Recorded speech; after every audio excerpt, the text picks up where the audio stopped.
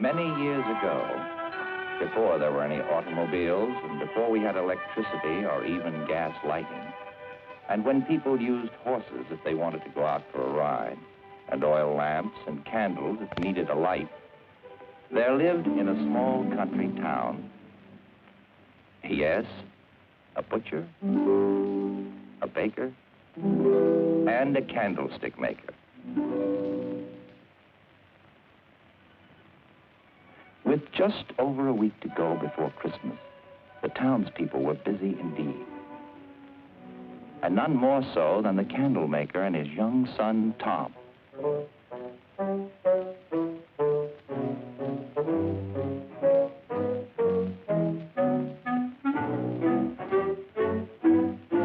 For in those days, quite small boys were expected to behave like grown men.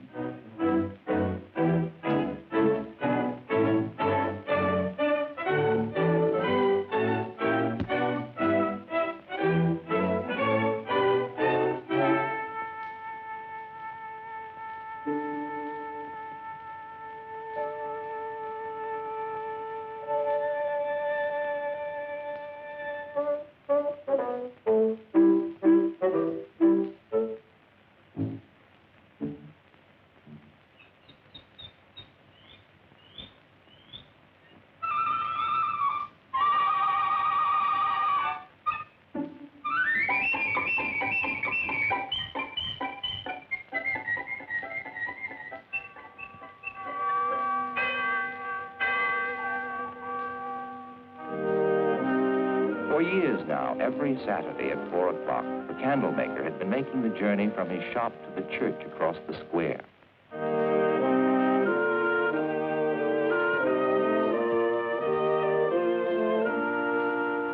Because God had been so good to him and blessed his home and his work, he showed his gratitude by giving his finest candles to shine upon the altar as an offering to God.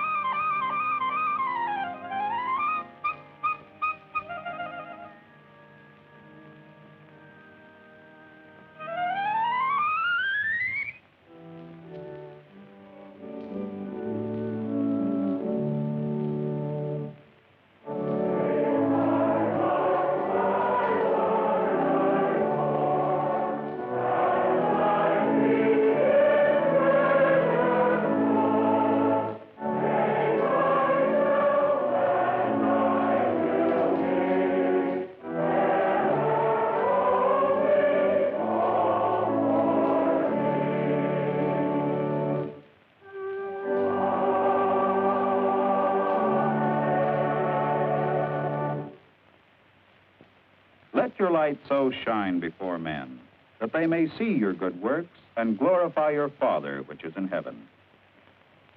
Whenever I read these words of Jesus, I think of one of our own people, our friend the candlemaker. Like a good steward, shows his love for God by giving his most beautiful candles to light the cross upon our altar. I pray that all of us will always give in this same spirit, to show our love for the Father, who blessed us with a Christ child. The family was up early next morning, for a busy week lay ahead. The candlemaker had to deliver quantities of Christmas candles of all shapes and sizes to the outlying farms and villages. Hurry up, son. Coming, Father. Now. I'm not going away forever. I'll be back on Christmas Eve, in time for service. Look after your mother, son. And there are plenty of candles to be made. Don't worry, Father. Don't forget, this week, I'm leaving you to make the second altar candle. I have made only one. And remember, both must be taken over to church by 4 o'clock Saturday. Yes, Father. Goodbye now. Goodbye. Bye, Father.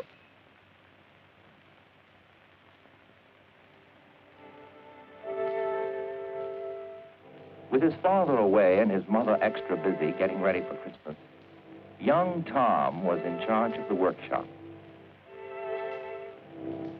with the task of turning out many candles a day. And then there was the altar candle for the Christmas Eve service on Saturday.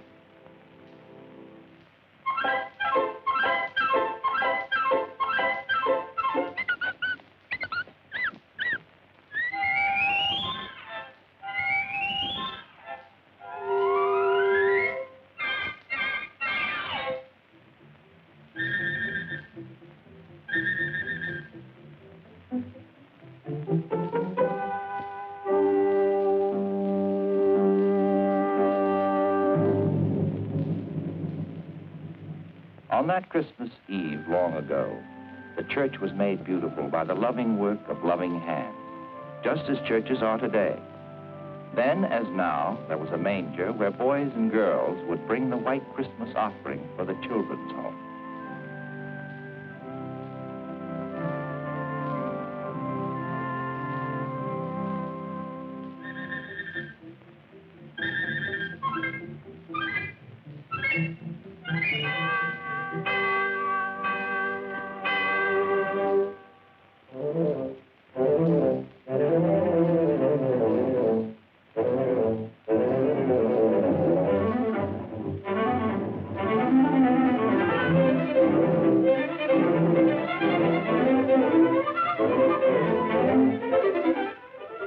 Tommy. Tom. Better get washed up for supper. Your father will be home soon. Tommy, you forgot. Run over quickly now. And be careful you don't drop them. I'm sorry I was late for the candles, Pastor. Never mind. You did do it. And just in time, too. Look who's coming.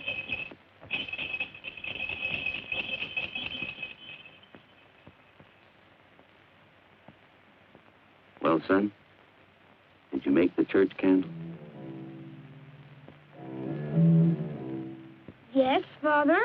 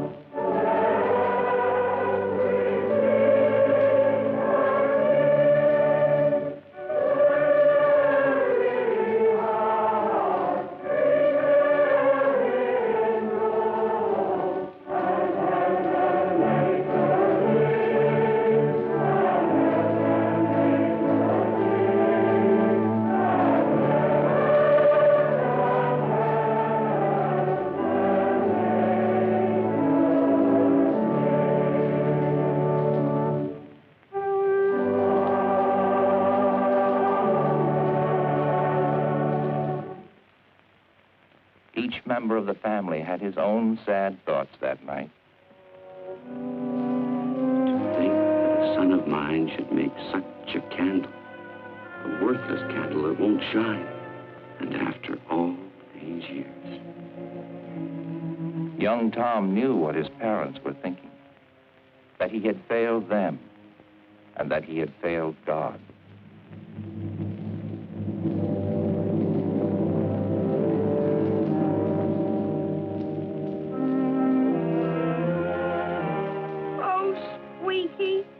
I'm in such trouble. I have to make the candle all over. I wish I could be made over as easily as the candle. It won't be easy. Jesus will help.